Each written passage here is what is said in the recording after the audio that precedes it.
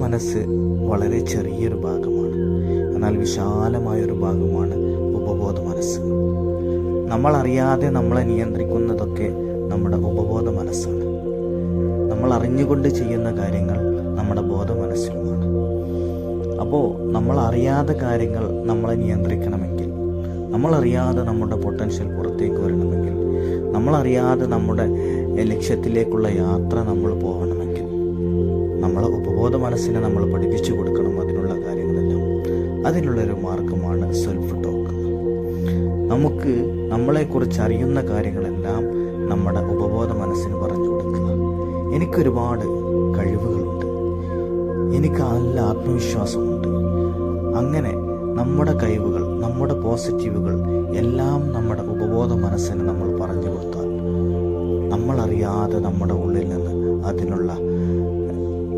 അതിനുള്ള കാര്യങ്ങൾ ഉപബോധ മനസ്സ് ചെയ്യുകയും അതിനുള്ള ഹോർമോണുകൾ പുറപ്പെടുവിക്കുകയും ഓരോ സമയത്തിനനുസരിച്ച് നമ്മൾ ചെയ്യേണ്ട കാര്യങ്ങൾ നമ്മൾ ഓർമ്മപ്പെടുത്തുകയും ചെയ്യും.